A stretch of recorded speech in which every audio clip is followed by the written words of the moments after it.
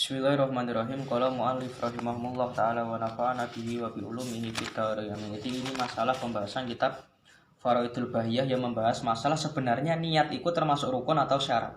Soalnya gini, niat itu kan hal yang harus diwajibkan dalam berbagai ibadah kan. Nah, kita patut pertanyakan niat itu sebenarnya rukun atau syarat. Soalnya kalau sampai hukumi rukun itu kan rukun itu perkara yang harus sampean penuhi, yang harus terpenuhi setelah sampean masuk ke dalam ibadah tersebut atau telah dihukumi masuk dalam ibadah tersebut. Ketika dikatakan syarat, itu merupakan hal-hal yang harus terpenuhi sebelum sampean masuk ke ibadah tersebut.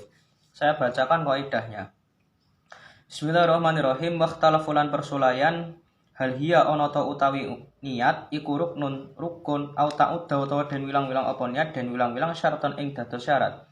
Wa ma utawi qaul kudima kang den dinginake apa ma fa huwa mangko utawi ma iku al mu'tamad qaul mu'tamad. Dadi qaul mu'tamad qaul yang dipilih niat itu merupakan sebagian dari rukun. Ini qaul mu'tamad.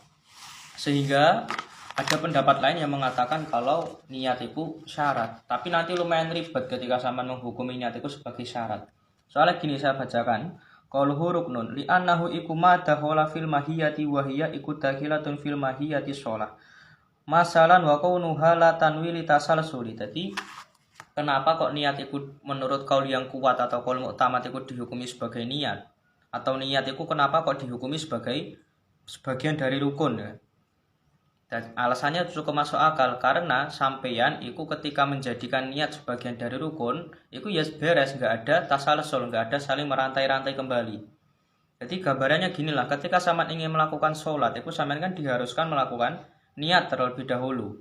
Setelah niat sampean telah dihukumi masuk ke dalam ibadah tersebut. Dengan niat tersebut sampean dihukumi masuk ke dalam ibadah. Sehingga nanti seterusnya sampean diharuskan memenuhi kewajiban-kewajiban atau rukun-rukun dalam ibadah tersebut. Kalau kasus dalam sholat itu seperti hanya baca Fatihah ataupun takbiratul ihram.